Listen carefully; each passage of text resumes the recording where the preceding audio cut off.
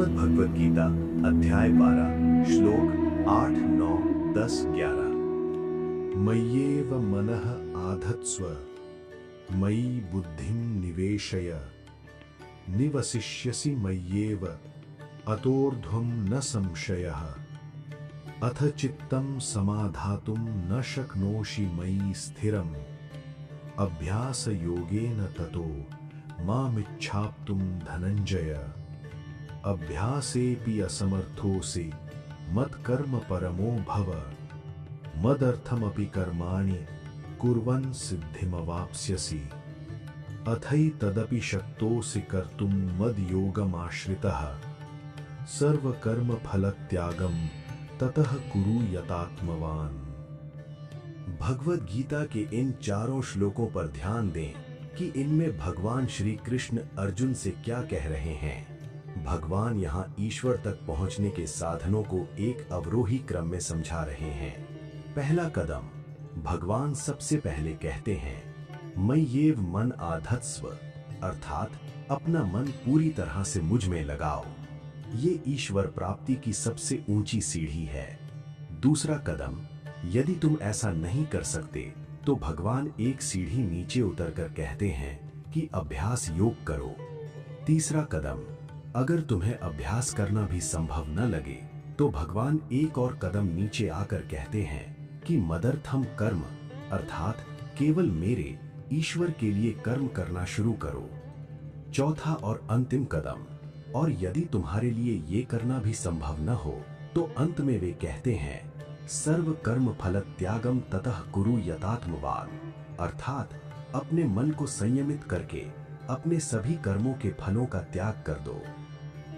अशक्त और असमर्थ शब्दों का सही भावार्थ समझने के लिए हमें ये गहराई से देखना होगा कि गीताकार असल में क्या कहना चाहते हैं। गीता में हमें अक्सर ये देखने को मिलता है कि यदि ये संभव ना हो तो वो करो और वो भी संभव ना हो तो कुछ और करो। तो क्या ये वास्तव में कोई अवरोही क्रम है, ऊपर से नीचे उतरती हुई सीढ़ियां, या घटती हुई कठिनाई का क्रम है? भगवान ने यहाँ स्वयं तक पहुंचने के 4 मार्ग बताए हैं। 1. मन और बुद्धि भगवान को समर्पित करना। 2. अभ्यास योग करना। 3. भगवान के लिए कर्म करना। 4. सभी कर्म फलों का त्याग करना। देखने में ये एक क्रम लग सकता है, लेकिन वास्तव में ये चारों ही मार्ग एक दूसरे से पूरी तरह स्वतंत्र हैं। इसे एक उदाहरण से समझें।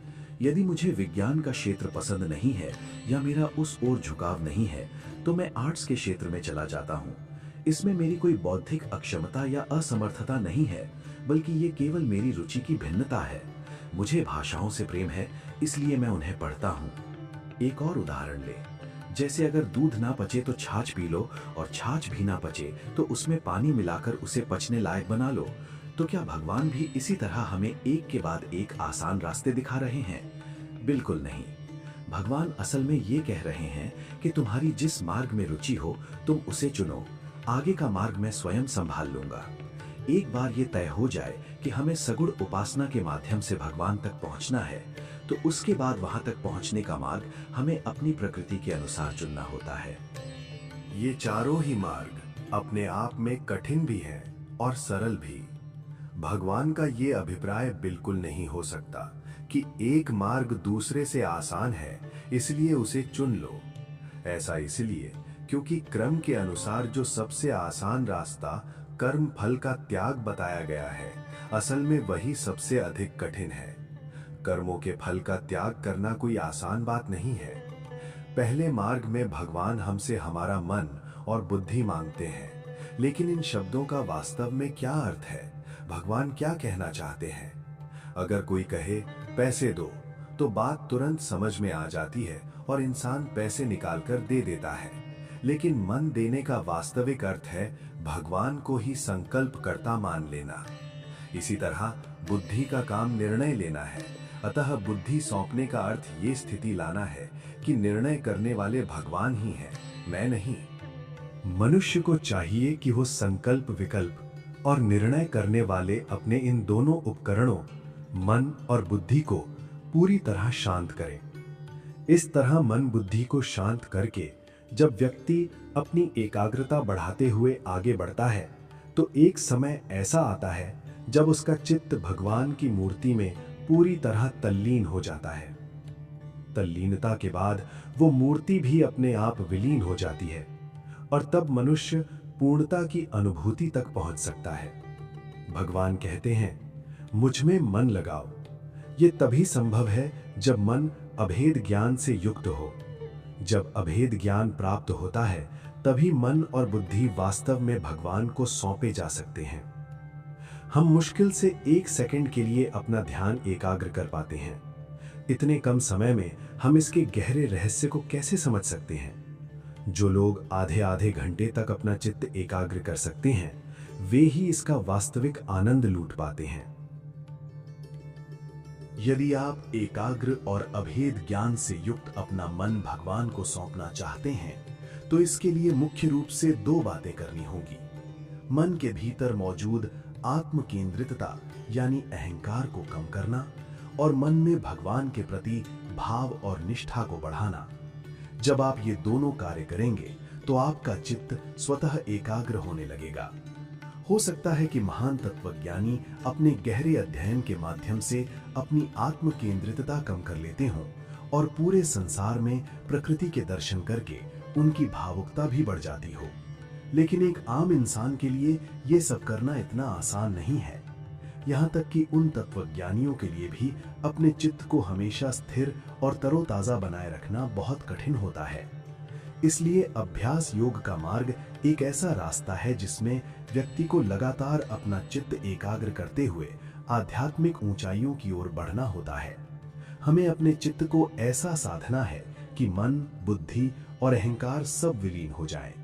इस अवस्था में विचार भी शांत हो जाते हैं और केवल पूर्णता की अनुभूति होती है। यह अवस्था कम से कम आधे घंटे तक गहरा ध्यान लगने के बाद ही संभव हो पाती है, उससे पहले नहीं। फिर भी यदि कोई कहे कि उसे ये अनुभूति तुरंत हो गई है, तो बस यही समझना चाहिए कि वो ध्यान में बैठकर सो गया होगा। मन में भाव बढ़ाने का रास्ता क्या है? इसके लिए शास्त्रकारों ने एक व्यवस्थित शास्त्रीय अभ्यास या तरीका बताया है। मन के भाव को बढ़ाने के लिए क्या किया जाए? एक तत्वज्ञानी तो शायद प्रकृति को देखकर ही अपने भीतर के भाव को बढ़ा ले, लेकिन क्या दुनिया छोड़कर केवल प्रकृति के बीच बैठ जाने से एक आम इंसान के भीतर भाव बढ़ेगा? शायद भाव के बजाय उसके भीतर अभाव ही बढ़ेगा। ऐसा इसलिए है क्योंकि उसने अपने मन को इसके लिए प्रशिक्षित ही नहीं किया है। उसने मन का व्यवस्थित अभ्यास ही नहीं किया है। बिना मन को साधे केवल प्रकृति के बीच जाकर बैठ जाने से कुछ नहीं होता। गीता केवल सन्यासियों के लिए नहीं, बल्कि आम संसारी यानी गृहस्थ लोगों के लिए भी कही गई है। अक्सर लोग कहते हैं कि गीता सन्यासियों के लिए है, लेकिन ये कैसे हो सकता है? गीता कहने वाले श्री कृष्ण और गीता सुनने वाले अर्जुन दोनों ही तो पूरी तरह संसारी हैं। गीता का ज्ञान देने वाले भगवान श्री कृष्ण का संसार कितना बड़ा था। उनके उस विराट संसार की बात तो छोड़ ही दें। मनुष्य रूप में अवतार लेने के बाद उनका जो मानवीय संसार था वो भी कोई छोटा नहीं था। उसी प्रकार अर्जुन भी कम अद्भुत इंसान नहीं है जिसने विवाह करने के लिए ही सन्यास का वेश धारण कर लिया था। एक जीवित मन को भावपूर्ण कैसे रखा जाए? यदि कोई व्यक्ति अपने भीतर भाव बढ़ाना चाहता है तो सबसे पहली बात यह है कि उसे दूसरों के साथ जीना सीखना चाहिए। अकेले मत जिए, लोगों के साथ मिलकर जिए। ऐसा करने से एक आम इंसान को दूसरों की सहानुभूति मिलती है और वो भी किसी को स्नेह व सहारा दे सकता है। हमारे मन की हमेशा ये स्वाभाविक इच्छा रहती है कि कोई हमारे प्रति सहानुभूति दिखाए। हम चाहे कितने भी बड़े या सफल क्यों न हो जाएं, लेकिन जब कोई हमारे प्रति हमदर्दी जताता है तो हमें अच्छा ही लगता है। उदाहरण के लिए, जब लोग मुझसे सहानुभूति दिखाते हुए कहते हैं, शास्त्री जी, आपने 2-3 घंटे लगातार प्रवचन किया है, आप बहुत थक गए होंगे, तो उनकी इस हमदर्दी से मेरी थकान या मेहनत कम नहीं हो जाती, लेकिन इससे मुझे मन में एक सुकून या सहारा जरूर मिलता है। एक करोड़पति इंसान भी दूसरों के सामने अपनी परेशानियां और असुविधाएं बताता है। वो ऐसा क्यों करता है? क्योंकि वो भी चाहता है कि कोई सहानुभूति के साथ उसकी बातें सुने। जब हम किसी की बात सुनकर कहते हैं, इतनी कठिन स्थिति में भी आप इस तरह रह लेते हैं, तो उसे सुनकर बहुत अच्छा लगता है, उसका मन खिल उठता है। ये एक बहुत बड़ा शास्त्र है। किसी की सहानुभूति प्राप्त करने से और किसी के प्रति सहानुभूति व्यक्त करने से हमारा मन स्वतः ही भावपूर्ण या भावमय बन जाता है। इसलिए दूसरों के साथ मिलजुल कर जीने में ही इंसान का फायदा है। किसी की आंखों में हमें अपने लिए करुणा दिखाई देती है और ठीक वैसे ही हमारी आंखों में भी किसी और के लिए करुणा उत्पन्न होती है। इसी प्रकार कृतज्ञता का भाव भी देखा और दिखाया जाता है। जीवन में कम से कम एक व्यक्ति तो ऐसा होना ही चाहिए जो हमारे साथ हो, चाहे वो कोई बच्चा हो या फिर जीवन साथी। यही कारण है कि हमारे शास्त्रकारों ने विवाह यानी दाम्पत्य जीवन को भी एक गहरा आध्यात्मिक महत्व दिया है। वैवाहिक जीवन में हम एक दूसरे को सहानुभूति देते हैं और पाते हैं, कृतज्ञता दिखाते हैं और देखते हैं, करुणा देते हैं और करुणा प्राप्त करते हैं। इसलिए हमेशा किसी के साथ जिएं ताकि आपके भीतर का पवित्र भाव लगातार बढ़ता रहे। हमें किसी ना किसी के लिए जीना चाहिए। हमारा जीवन किसी को समर्पित होना चाहिए। संसार में पत्नी पति के लिए जीती है और पति पत्नी के लिए जीता है। जब मनुष्य ये सोचता है कि मैं जो कमाता हूं, पकाता हूं, जीता हूं, खाता पीता हूं या लाता हूं, ये सब किसी अपने के लिए है, तब जीवन में एक अलग ही मधुरता और अर्थ आ जाता है। पति पत्नी के जीवन का वास्तविक आनंद केवल शारीरिक सुख तक सीमित नहीं है। केवल शारीरिक सुख तो वेश्याएं भी प्राप्त कर लेती हैं, लेकिन पति पत्नी के जीवन में शारीरिक सुख से परे एक बहुत बड़ा विशेष मूल्य छिपा है। मैं अपने लिए नहीं, तुम्हारे लिए जीता हूं। मैं जो लाता हूं या कमाता हूं वो तुम्हारे लिए है, या मैं जो भोजन बनाती हूं वो तुम्हारे लिए है। ऐसी निस्वार्थ वृत्ति को अपने भीतर विकसित करना ही एक बहुत बड़ा अभ्यास है और इसी से ईश्वर के प्रति भाव बढ़ता है। जब पति पत्नी एक रूप हो जाते हैं तो उनके जीवन का अगला चरण होता है बच्चों के लिए जीना। घर में कुछ भी लाना हो या पकाना हो तो वो बच्चों को ध्यान में रखकर किया जाता है। लेकिन जीवन में एक समय ऐसा भी आता है जब बच्चे बड़े हो जाते हैं और उन्हें माता पिता की पहले जैसी आवश्यकता नहीं रहती। जब जीवन में ये स्थिति आ जाए तो यहाँ से अपनी पटरी यानी जीवन की दिशा बदलने की तैयारी कर लेनी चाहिए। यदि आप इस अवसर को नहीं समझा तो मनुष्य ईश्वर की ओर बढ़ने का महत्वपूर्ण अवसर खो सकता है। इस अवस्था में आकर व्यक्ति की वृत्ति का और अधिक विस्तार होना चाहिए। फिर एक सच्चा साधक ये कहता है कि जैसे पहले मैं किसी व्यक्ति के लिए जीता था, वैसे ही अब मैं किसी सत्कार्य के लिए जीता हूँ, किसी श्रेष्ठ कार्य के लिए, किसी ऊंचे सिद्धांत के लिए या किसी महान लक्ष्य के लिए जीना। इस तरह मनुष्य का कार्यक्षेत्र लगातार विस्तृत होता जाना चाहिए और अंततः वानप्रस्थ की अवस्था में पहुंचकर अपना जीवन केवल और केवल प्रभु के लिए जीना चाहिए। भावमयता ही समर्पण की सच्ची नींव है। अपना जीवन और अपने सभी कर्म ईश्वर को समर्पित रखें और इसी मार्ग पर आगे बढ़ें। इसीलिए भगवान ने कहा है, मय्येव मनाधत्स्व मयि बुद्धि निवेशय, अर्थात मुझ में ही मन लगाओ और मुझ में ही बुद्धि लगाओ। आपकी ईश्वरीय भावमयता लगातार बढ़नी चाहिए, क्योंकि मूल बात ही भाव की है। भावपूर्ण जीवन के बिना समर्पण हो ही नहीं सकता। प्रभु के लिए मन में भाव पैदा हो, इसका लगातार ध्यान रखें। अपने मन को सही शिक्षा दें, उसे नीरस या सूखा न होने दें। ये सच है कि इस सांसारिक दुनिया का कोई सार या अर्थ नहीं है, लेकिन हर समय ऐसा बोलने वाला मनुष्य का अपना जीवन भी अर्थहीन लगने लगता है। ऐसा कहकर मनुष्य अपने पूरे जीवन और मन को नीरस बना लेता है। यदि आप भीतर से नीरस होकर भगवान के पास जाना भी चाहेंगे तो नहीं जा सकेंगे, और ऐसे सूखे जीवन में आपको कोई आनंद भी नहीं आएगा। जो मनुष्य समर्पण भाव से कर्म करता है वही अपने भीतर भाव को लंबे समय तक टिकाए रख सकता है। जीवन में भगवान के कार्यों के प्रति आवेश यानी उत्साह या जुनून होना बहुत जरूरी है।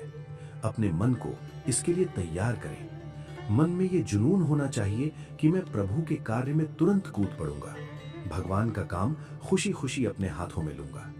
प्रभु के कार्य में देखूंगा, होगा तो करूंगा या सोच कर बताऊंगा जैसी ढिलाई बिल्कुल नहीं चलती। इसमें सोचना ही क्या है? क्या आप भगवान का काम करके कुछ गलत कर रहे हैं? बिल्कुल नहीं। तो फिर सोचना कैसा? जिस प्रकार प्रभु के कार्य के लिए भरपूर उत्साह चाहिए, उसी प्रकार प्रभु विरोधी बातों या प्रवृत्तियों के प्रति द्वेष यानी विरोध का भाव भी होना चाहिए।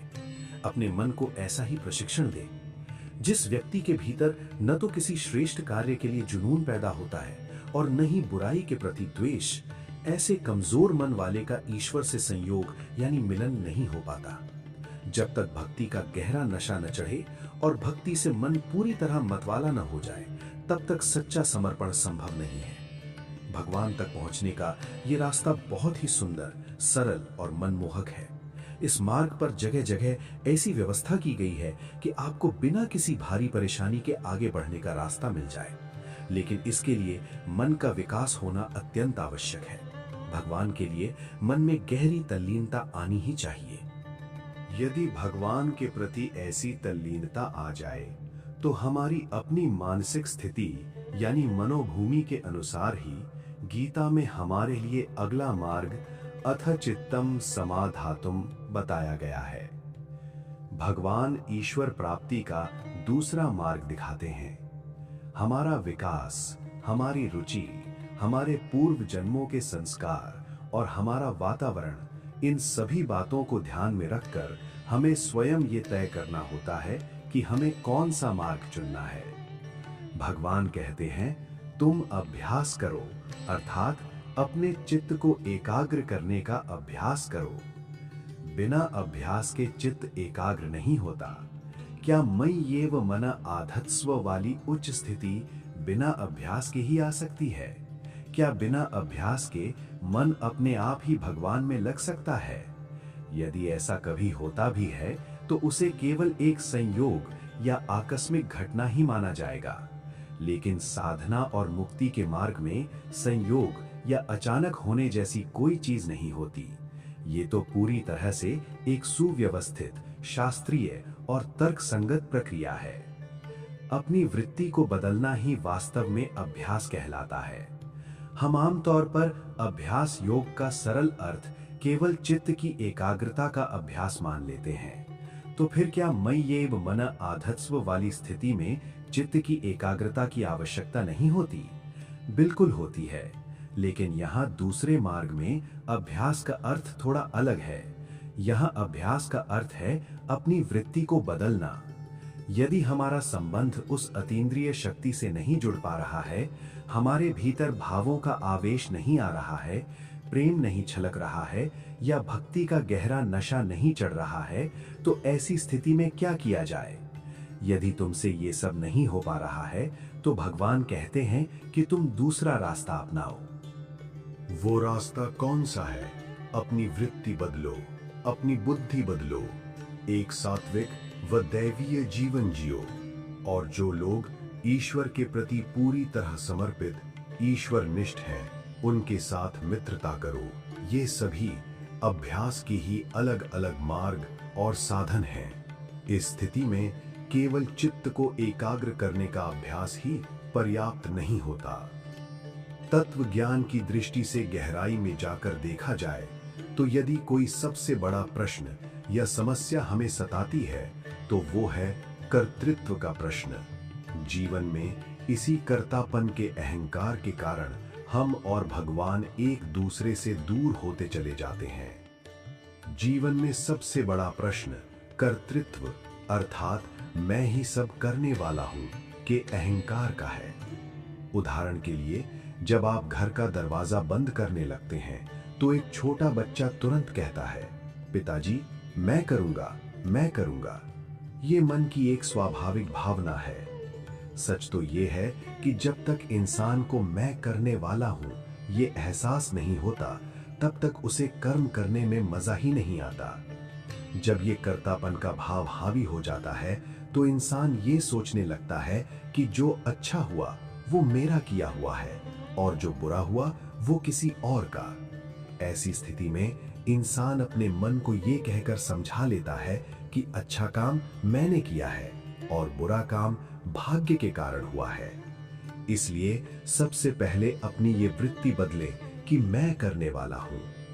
अब सवाल ये उठता है कि अगर मैं नहीं कर रहा हूं तो कौन कर रहा है? क्या भगवान कर रहे हैं? इंसान सोचता है कि मुझ जैसे एक मामूली इंसान के जीवन में आकर भगवान क्यों काम करेंगे। ऐसा घमंड मेरे अंदर नहीं है, इसलिए मुझे यही लगता है कि सब कुछ भाग्य के अनुसार हो रहा है। यही सोचकर लोग कहते हैं गुणा गुणेषु वर्तन्ते, अर्थात गुण ही गुणों में बरत रहे हैं, मेरा कोई लेना देना नहीं। लेकिन ऐसा मान लेने से क्या होता है? इससे हमारा जागृत अहंकार तो कम हो जाता है, लेकिन भीतर सोया हुआ सूक्ष्म अहंकार और अधिक हावी हो जाता है। आखिर ये प्रारब्ध है क्या? ये मेरे पिछले जन्मों का कर्म ही है। ऐसा मानने का कोई कारण नहीं है कि भाग्यवादी लोग ईश्वर को ही सब कुछ मानते हैं। असल में भाग्यवादी लोग गहरे कर्मवादी होते हैं। अगर मुझे आज सुख मिल रहा है तो वो पिछले जन्म के कर्मों के कारण है, और अगर दुख मिल रहा है तो वो भी पिछले जन्म के कर्मों का ही फल है। अतः प्रारब्ध का सीधा सा अर्थ है मेरा पिछला कर्म। इस प्रकार जब पूर्व जन्म के कर्मों का ये बंधन छूटता है तो मुझसे चिपका हुआ अहंकार, मैंपंथी, स्वतः छूट जाता है। इसके बाद धीरे धीरे ये वृत्ति पक्की होती है कि भगवान ही करता है, मैं नहीं। यही भावना अंततः मनुष्य को पूर्णता की अनुभूति और निर्विकल्प समाधि तक ले जाती है। निष्कर्ष ये है कि हमें कर्तृत्व की ओर देखने का अपना दृष्टिकोण बदलने का अभ्यास करना चाहिए और ये गहराई से स्वीकार करना चाहिए कि ये कर्तृत्व न मेरा है, न मेरे भाग्य का है, बल्कि ये केवल प्रभु का है। जीवन में एक और प्रश्न इंसान को हमेशा सताता रहता है, वो है चिंता। जब तक चित्त है तब तक चिंता तो रहेगी ही। ये मन का एक स्वाभाविक धर्म है।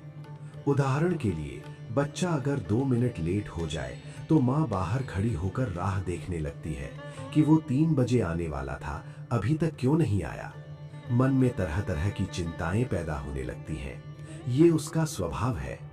मनुष्य व्यर्थ की चिंताओं में अपनी बहुत सी आत्मिक शक्ति खर्च कर देता है। लेकिन ध्यान देने वाली बात यह है कि इस चिंता में भी इंसान को एक मधुरता का अनुभव होता है। मैं किसी की चिंता करता हूं और कोई मेरी चिंता करता है, इसमें आपसी प्रेम और भाव का ही विस्तार है। इस दुनिया में अगर कोई हमारी चिंता करने वाला ही न हो तो जीवन में कोई आनंद ही नहीं रह जाता। यदि आप घर पहुंचने में थोड़ी देर कर दे और आपकी पत्नी आप पर थोड़ा गुस्सा हो जाए तो भीतर से एक अच्छा एहसास होता है कि चलो कोई तो है जो हमारी चिंता करता है। मनुष्य ही दूसरे की परवाह और चिंता कर सकता है।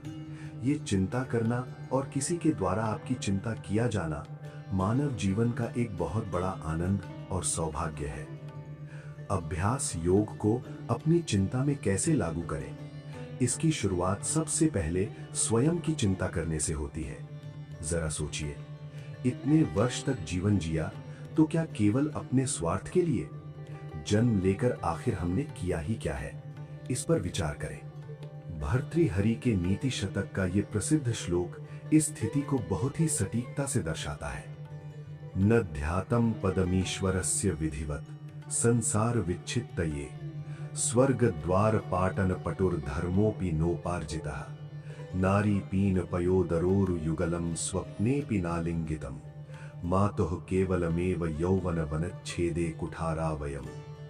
हमने जन्म लेकर वास्तव में कुछ सार्थक नहीं किया, केवल अपनी माता के यौवन रूपी वन को काटने वाली कुल्हाड़ी का ही काम किया है, अर्थात उन्हें केवल पीड़ा ही दी है। क्या हमने जीवन में कुछ ऐसा श्रेष्ठ कार्य किया है कि मृत्यु के बाद स्वर्ग पहुंचने पर हमारे लिए स्वर्ग के द्वार खोलने में हम समर्थ हो सके? क्या हमने धर्म की कमाई की है? हमें सबसे पहले इस बात की चिंता करनी चाहिए कि मरने के बाद हमारी क्या स्थिति होगी। हमें अपनी आध्यात्मिक उन्नति की चिंता करनी चाहिए।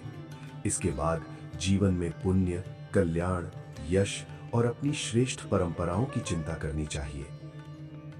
प्राचीन काल में जो महापुरुष हुए हैं, उनके बारे में वर्णन मिलता है कि उन्हें भगवान की प्राप्ति हुई। इन महापुरुषों ने वास्तव में और कुछ अलग नहीं किया। उन्होंने निरंतर केवल अच्छे विचारों, सद्विचारों, अपनी संस्कृति और भगवान की चिंता की। यदि हमें अपने सामान्य अभ्यास को अभ्यास योग में बदलना है, तो हमें भी केवल भोग विलास की नहीं, बल्कि भगवान और श्रेष्ठ कार्यों की चिंता करनी चाहिए। पूरी दुनिया को भगवान की मदद चाहिए। बिना भगवान के क्या हो सकता है? सब अपने छोटे छोटे स्वार्थों के लिए भगवान को ही पुकारते रहते हैं। लेकिन जब कोई व्यक्ति अपना आत्मविकास और सही अभ्यास कर लेता है, तो वो सच्चे मन से भगवान से कहता है, हे प्रभु, आप मेरे छोटे मोटे कामों के लिए मत आना, मैं अपना काम खुद संभाल लूंगा। आपके पास पहले ही पूरी दुनिया संभालने का बहुत बड़ा काम है। कुछ लोगों की ये गलत धारणा होती है कि अगर कोई सच्चा भक्त है तो उसे बीमार पड़ने पर दवा नहीं लेनी चाहिए। यदि कोई भक्त दवा ले लेता है तो लोग उसका मजाक उड़ाते हैं कि अरे, ये तो भजन गाता है और फिर दवा या इंजेक्शन भी लेता है। ऐसे लोगों को उस भक्त का स्पष्ट जवाब होना चाहिए कि अरे भाई, मैं तो 10 बार दवा लूंगा, क्योंकि मैं अपनी इस छोटी सी बीमारी के लिए अपने प्रभु को तकलीफ नहीं देना चाहता। जीवन में तीसरा सबसे बड़ा प्रश्न विकारों, काम, क्रोध आदि इच्छाओं का है, जिनके कारण हमारा चित्त एकाग्र नहीं हो पाता। लेकिन मनुष्य अपने विचार और विवेक के माध्यम से सब कुछ बदल सकता है। सच तो यह है कि जीवन में काम है, इसीलिए जीवन चल रहा है, और उसी के कारण इंसान भजन भी करता है। यदि कामनाएं ही न होती तो न ये जीवन होता और न ही ईश्वर का स्मरण। भगवान ने बहुत सोच समझकर ये सारी व्यवस्था रची है। भगवान भी बहुत चतुर हैं। यद्यपि व्यासपीठ से ऐसा नहीं कहना चाहिए, फिर भी कह रहा हूं। एक ओर तो वे कहते हैं, मुझे तुम्हारी कोई आवश्यकता नहीं है, तुम अपना काम खुद देख लो, और दूसरी ओर उन्होंने कदम कदम पर हमारी जिंदगी में अपनी आवश्यकता पैदा कर रखी है, ताकि हम मजबूरी में ही सही उन्हें याद करते रहें। इंसान की कामनाएं जितनी अधिक होती हैं, वो उन्हें पाने के लिए उतना ही अधिक प्रयास करता है। जब मन में ये चाहिए वो चाहिए की चाहत बढ़ती है, तभी इंसान भगवान के पास जाता है और भजन करता है। जिसकी मांगे ही नहीं बढ़ती, उसके पास भगवान की तरफ जाने का कोई कारण ही नहीं बचता। मुझे कुछ नहीं चाहिए, ऐसा कहने वाला इंसान शायद पाखंडी, दम्भी हो सकता है, लेकिन जिसे बहुत कुछ चाहिए वो कम से कम प्रयत्नशील या मेहनती तो है। यहाँ एक बात स्पष्ट कर लेना जरूरी है, मुझे ये चाहिए, ये जीवन की शुरुआत है। मुझे एक अच्छा जीवन चाहिए, ये जीवन की प्रगति है।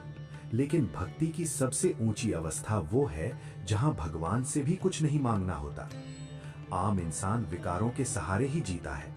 कोई व्यक्ति अगर जन्म से लेकर 60 साल तक जीवित रहता है तो वो किस आधार पर जीता है? क्या वो केवल ज्ञान, विचारों, सद्गुणों या प्रकृति को देखकर जीता है? नहीं, मनुष्य वास्तव में विकारों और कामनाओं के सहारे ही आगे बढ़ता है। कामनाओं के सहारे जीना ठीक है, लेकिन धीरे धीरे ये अभ्यास भी करना चाहिए कि ये विकार बुरे हैं। ये समझना जरूरी है कि यही विकार तुम्हारे और भगवान के बीच दीवार बनकर खड़े हैं। विकार कभी पूरे नहीं होते, बल्कि अंततः ये हमें ही खा जाते हैं। क्या आपने कभी विचार किया है कि सांसारिक सुखों को भोगने का असली अर्थ क्या है? राजा भर्तृहरि ने इसे समझाने के लिए एक बहुत सटीक उदाहरण दिया है। एक कुत्ते के मुंह में एक सूखी हड्डी का टुकड़ा था। इतने में उसने देवताओं के राजा इंद्र को आते देखा। कुत्ते को चिंता होने लगी कि कहीं मेरे इस वैभव और मेरे इस भोग पर किसी की नजर ना लग जाए। अगर भगवान इंद्र की नजर मेरी हड्डी पर पड़ गई तो क्या होगा? इसलिए उसने जल्दी से हड्डी छुपा ली। फिर थोड़ी थोड़ी देर में वो उसे मुंह में रखकर चूसने लगा। उसे हड्डी चूसने में इतना मजा आ रहा था कि वो बस चूसता ही जा रहा था। असल में उस हड्डी में कोई रस नहीं था, फिर भी उसे रस मिल रहा था। वो रस किसका था? सूखी हड्डी चबाते समय कुत्ते के अपने ही मसूड़ों से खून निकल रहा था और वो अपना ही खून चूसकर सोच रहा था कि हड्डी में कितना स्वाद है।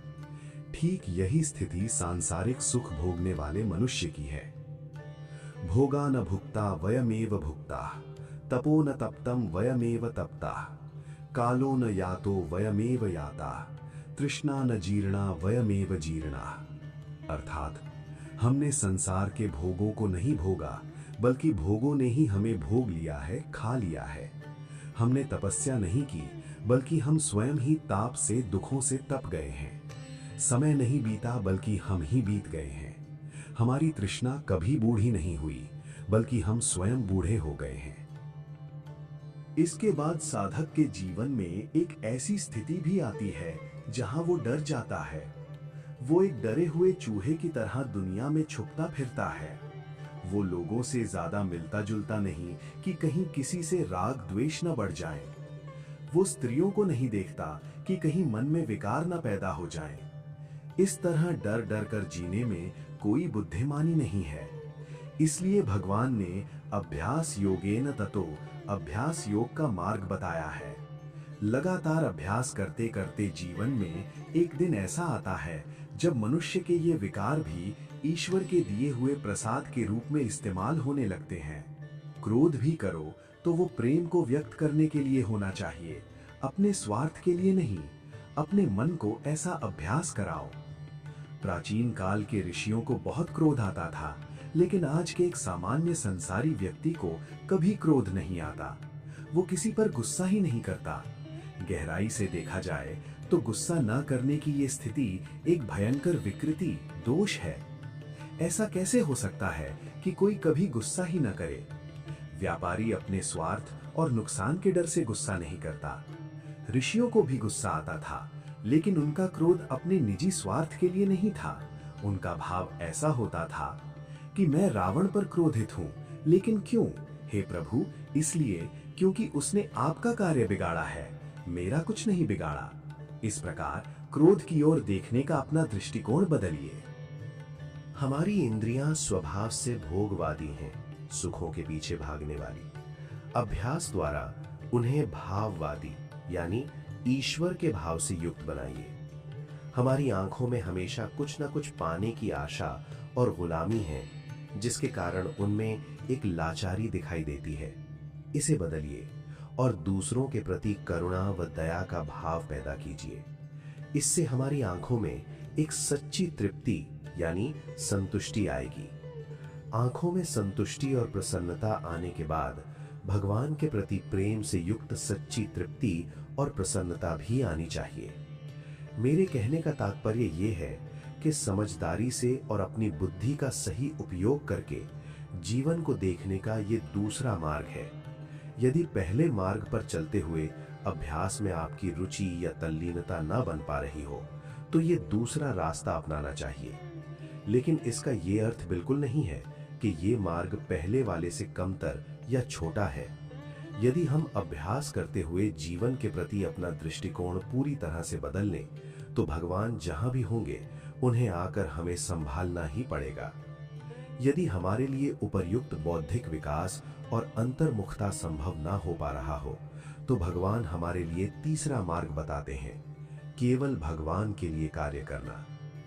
अभ्यासेप्य समर्थो असि मत कर्म परमो भव मदर्थमपि कर्माणि कुर्वन् सिद्धिम अवाप्स्यसि।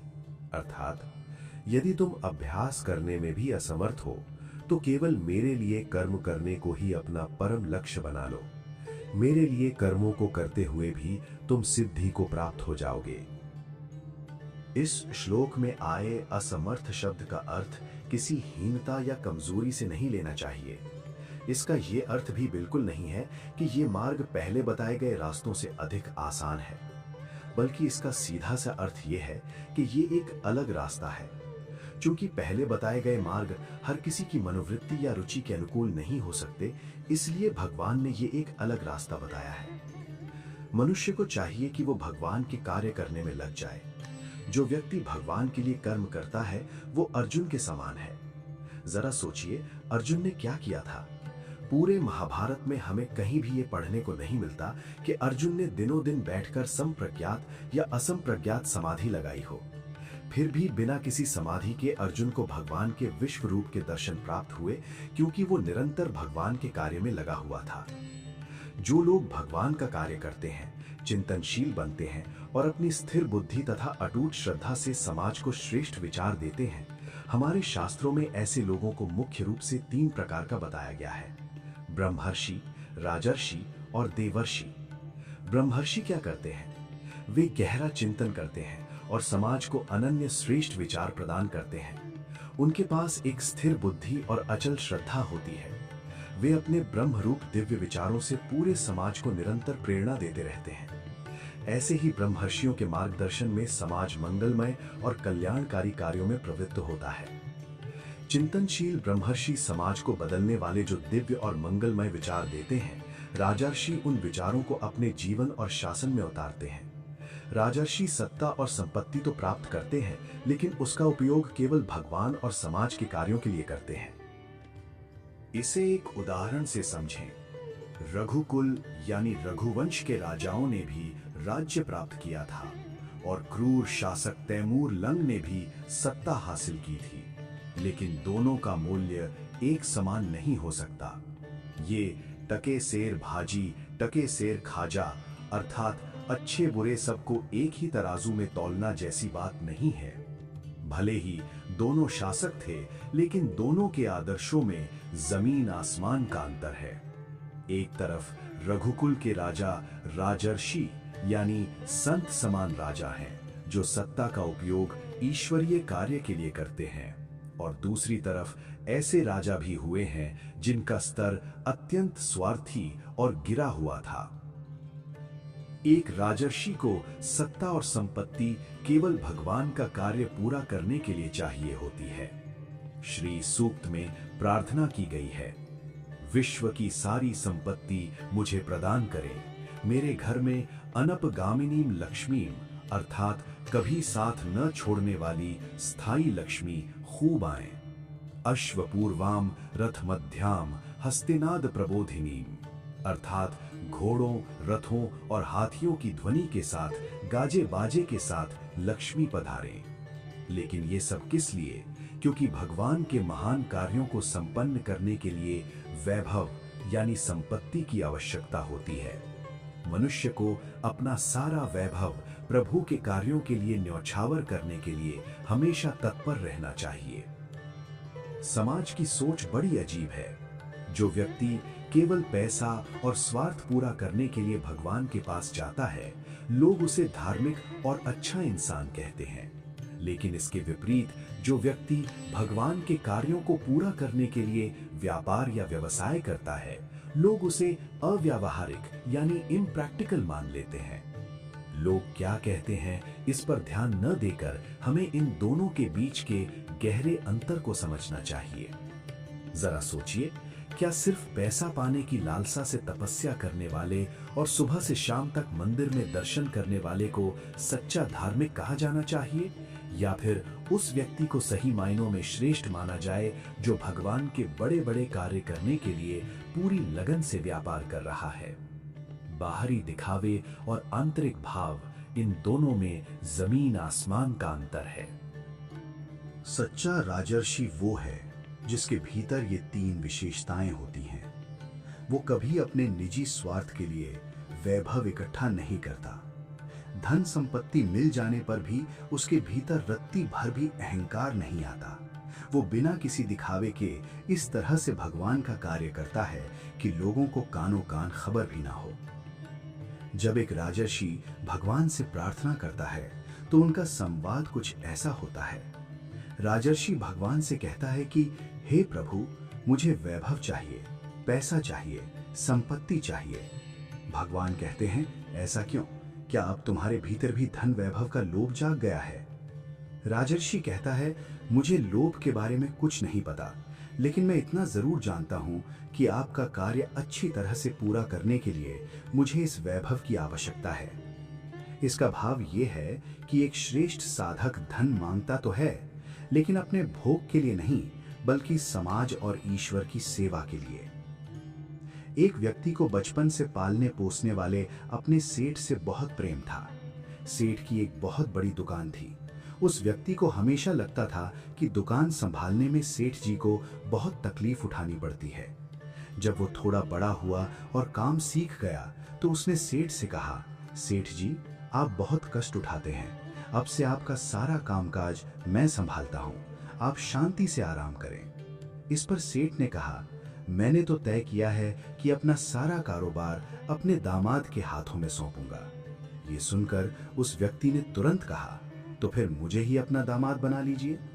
यहाँ ध्यान देने की एक बहुत बड़ी बात है, उस व्यक्ति को विवाह करने की कोई खास लालसा या आग्रह नहीं था। शायद उसने सेठ की बेटी को देखा तक नहीं होगा। ये कोई प्रेम विवाह नहीं है, उसका असली प्रेम तो अपने सेठ पर है।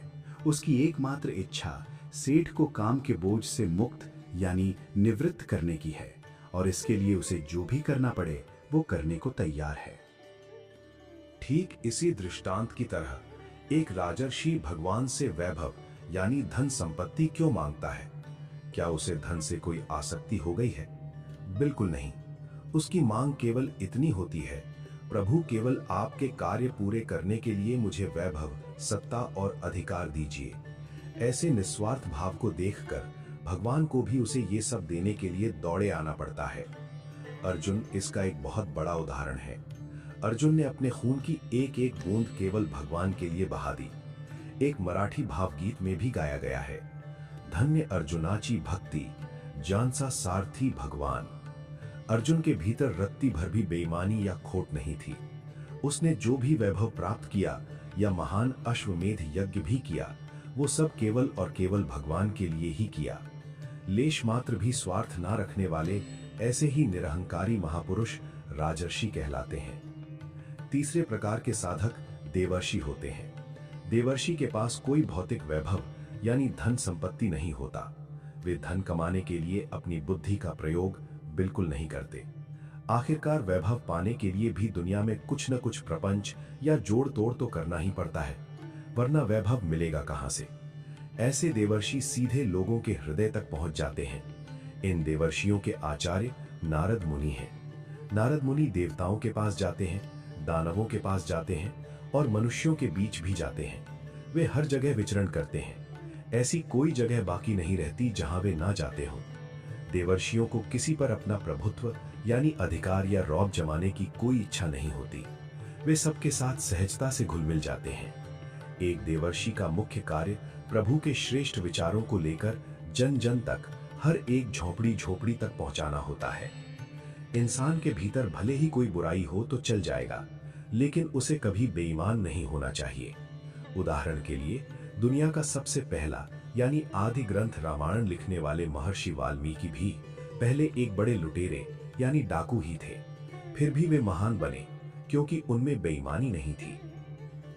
जो लोग भगवान के काम में बेईमानी करते हैं या स्वार्थवश केवल अपनी चमड़ी बचाते हैं यानी जिम्मेदारी से भागते हैं, वे कभी देवर्षि नहीं बन सकते। एक देवर्षि केवल प्रभु के विचारों का प्रचारक होता है। वो किसी पर एहसान जताने वाला या कोई घमंडी उपदेशक नहीं होता। ऐसे लोग समाज में सबके पास एक स्नेही और मित्र बनकर जाते हैं। ये वर्तमान युग ही सख्य भाव का है। इसलिए यदि इस समय काल में कुछ सार्थक करना है तो भगवान के प्रति सख्य भक्ति अपनाकर देवर्षि बनना चाहिए। यहाँ कॉमरेड शब्द सुनकर घबराए नहीं, हम सब डिवाइन कॉमरेड्स हैं। क्या इस कॉमरेड शब्द पर केवल किसी एक विशेष समूह या विचारधारा का ही एकाधिकार या ठप्पा लगा हुआ है? बिल्कुल नहीं। तीसरा मार्ग, मत कर्म परमो भव। मत कर्म परमो भव, ये भगवान तक पहुंचने का तीसरा रास्ता बताया गया है। अब मन में ये सवाल उठ सकता है कि जो मनुष्य हमेशा प्रभु के भारी कार्यों में व्यस्त रहता है, वो प्रभु का शांति से ध्यान कैसे कर पाएगा? उसे अपने चित्त को एकाग्र करना नहीं आता, और अगर वो ध्यान करने बैठे भी तो उसकी एकाग्रता बढ़ती नहीं है। ऐसी स्थिति में भगवान आश्वासन देते हुए कहते हैं, तुम उसकी चिंता मत करो, उस एकाग्रता को मैं स्वयं संभाल लूंगा। हो सकता है कि ऐसे निष्काम कर्म करने वाले लोगों को ध्यान की पूर्णता के लिए भगवान को एक और जन्म देना पड़ता हो, लेकिन जब भगवान स्वयं गीता के वचन ददामि बुद्धि योगम तम, अर्थात मैं उन्हें बुद्धि योग देता हूं के अनुसार अपनी कृपा से बुद्धि प्रदान करते हैं, तो वो साधक अपने पहले ही जन्म में पूर्ण एकाग्रता भी प्राप्त कर लेता है। भगवान के बाहरी कार्यों में कई बार दुनिया भर के प्रपंच खटपट करने पड़ते हैं। इसलिए यदि आप घर बैठे बैठे ही प्रभु का कोई कार्य करना चाहते हैं तो जरूर करें, लेकिन उसमें कभी अपना नाम या क्रेडिट या श्रेय जोड़ने की कोशिश ना करें। बिल्कुल चुपचाप, बिना कोई शोर किए और बिना दुनिया में किसी को बताए स्वयं को हवनशील बनाएं। जीवन में इसी तरह की निस्संगता को विकसित करना ही सच्चा कर्म है। चौथा मार्ग है निस्संगता। अथै तदप्यशक्तोऽसि कर्तुम मद योगमाश्रितः सर्व कर्म फल त्यागम ततः कुरु यतात्मवान। अर्थात यदि तुम मेरे आश्रित होकर कर्म करने में भी असमर्थ हो तो अपने मन व बुद्धि पर नियंत्रण रखते हुए सभी कर्म फलों का त्याग कर दो। भगवान यहाँ ईश्वर प्राप्ति का चौथा रास्ता बताते हैं। इसे एक अंग्रेजी वाक्य give me love and work if you can के संदर्भ में समझा जा सकता है, और यदि ये भी ना हो सके तो अपने कर्मों के फलों का त्याग कर दो। एक म्यान में दो तलवारें नहीं रह सकती। यदि आपके हृदय रूपी म्यान में केवल मैं, अहंकार की तलवार रखी है तो उस मैं को बाहर निकाल दीजिए। लेकिन म्यान खाली भी नहीं रहनी चाहिए, उसमें तलवार तो चाहिए ही। इसलिए मैं की जगह तू को बिठा दीजिए। जैसे ही भीतर तू यानी प्रभु आएगा, मैं यानी अहंकार धीरे से अपने आप चला जाएगा और अंततः केवल तू ही शेष रहेगा। इन चारों मार्गों में से जो भी आपके लिए संभव और सुविधाजनक हो उसे अपना लें। पहला मार्ग मय्येव मनाधत्स्व। इसमें भोक्तृत्व यानी भोगने की लालसा और कर्तृत्व यानी कर्तापन के अहंकार का पूरी तरह से त्याग किया जाता है। दूसरा मार्ग अभ्यास योगेन ततो। ये ईश्वर परायणता का मार्ग है। इसमें अपने कर्तापन, चिंता, इच्छाओं और विकारों, इन सभी को ईश्वर की ओर मोड़ना होता है। तीसरा मार्ग मत कर्म परमो भव। ये अपनी शक्ति के अर्पण का मार्ग है, जिसमें व्यक्ति केवल ईश्वर के निमित्त कर्म करता है। चौथा मार्ग सर्व कर्म फल त्यागम। ये निस्संगता यानी अनासक्ति का मार्ग है, जहां व्यक्ति अपने सभी कर्मों के फलों का त्याग कर देता है। इन चारों में से जो भी रास्ता हमें अच्छा लगे, जिसमें हमारी रुचि हो और जो हमारे स्वभाव के अनुकूल हो, हमें उसी का चुनाव करके आगे बढ़ना चाहिए। ये चारों ही रास्ते हमें अंततः भगवान तक ही ले जाएंगे। हो सकता है कि किसी को कोई रास्ता थोड़ा लंबा लगे या किसी रास्ते में एक आध जन्म अधिक लग जाए। पहला मार्ग शायद मनुष्य को एक ही जन्म में लक्ष्य तक पहुंचा दे, जबकि बाकी रास्तों से पहुंचने में शायद 2-3 जन्म लग जाएं। लेकिन पहुंचने का अंतिम स्थान एक ही है। इसे एक उदाहरण से समझें। जैसे महाबलेश्वर जाने के लिए एक रास्ता महाड़ से होकर जाता है और दूसरा रास्ता पुणे से होकर जाता है। पुणे वाले रास्ते से जाने पर 45 मील अधिक चलना पड़ता है। जिस तरह वहां जाने के अलग अलग रास्ते हैं, ठीक वैसे ही भगवान तक पहुंचने के ये 4 रास्ते हैं।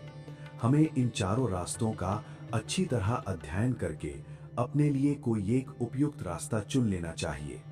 इनमें से हर एक मार्ग अपने आप में पूर्ण है और हर मार्ग पर श्रेष्ठता की एक महान परंपरा दिखाई देती है। श्रेयो हि ज्ञानम अभ्यासाद ज्ञानाद ध्यानम विशिष्यते। ध्यानात् कर्म फल त्यागः त्यागात् शांतिरनंतरम। अर्थात बिना समझे किए गए अभ्यास से ज्ञान श्रेष्ठ है, ज्ञान से ध्यान श्रेष्ठ है और ध्यान से भी कर्म फलों का त्याग श्रेष्ठ है, क्योंकि त्याग से तत्काल ही परम शांति की प्राप्ति होती है। केवल अभ्यास करने की तुलना में ज्ञान श्रेष्ठ है। यहाँ ज्ञान का अर्थ अभेद ज्ञान है। यदि आपके भीतर ये अभेद ज्ञान आ गया तो समझ लीजिए कि उसमें आपका अभ्यास स्वतः ही शामिल हो गया। ज्ञान से भी बड़ा और श्रेष्ठ ध्यान है। सच्चा ध्यान केवल इसी अभेद ज्ञान के माध्यम से ही लग सकता है, इसके बिना नहीं। अभेद ज्ञान प्राप्त होने के बाद जो ध्यान खिलता है वही वास्तविक ध्यान कहलाता है। जब तक हमें अभेद ज्ञान नहीं होता तब तक हम भेद ज्ञान से ही ध्यान करते हैं। हम अक्सर किसी न किसी सांसारिक कामना से चिपके रहते हैं। उदाहरण के लिए, कोई व्यक्ति मन्नत मांगता है कि बेटा पैदा होगा तो सत्यनारायण की कथा करूंगा। ये शुद्ध भक्ति नहीं है, क्योंकि ये आत्म विकास के लिए नहीं की गई है। इसलिए ईश्वर प्राप्ति के लिए अभ्यास करते करते जीवन में पहले ज्ञान को आत्मसात करना चाहिए। जब ये अभेद ज्ञान पक जाता है तब सच्चा ध्यान फलित होता है। ध्यान से भी श्रेष्ठ कर्म फलों का त्याग बताया गया है। कर्मों के फल का त्याग वास्तव में कब संभव होता है? ये तभी होता है जब हम अपने अहंकार का पूरी तरह से त्याग कर देते हैं। ये साधना की एक ऊपर चढ़ती हुई सीढ़ी यानी आरोही क्रम है। पहला कदम अभ्यास, दूसरा कदम अभ्यास के बाद ज्ञान यानी अभेद ज्ञान, तीसरा कदम अभ्यास और अभेद ज्ञान दोनों के मिलने से ध्यान घटित होता है। चौथा कदम इसके बाद कर्म फल त्याग अर्थात अहंकार का पूर्ण त्याग आता है। इस पूरे क्रम में जैसे जैसे हम आगे बढ़ते हैं, जीवन में मिठास उत्तरोत्तर बढ़ती जाती है। केवल अभ्यास करने की तुलना में यदि अभ्यास के साथ अभेद ज्ञान जुड़ जाए तो अधिक मिठास लगती है। यदि अभ्यास, अभेद ज्ञान और ध्यान ये तीनों मिल जाएं, तो मिठास और अधिक बढ़ जाती है। और अंततः यदि उस ध्यान में अहंकार रहितता भी आ जाए तो जीवन में परमानंद की परम मिठास घुल जाती है। इस प्रकार भगवत गीता में ईश्वर तक पहुंचने और शुद्ध भक्ति प्राप्त करने के ये 4 व्यवस्थित चरण दिखाए गए हैं।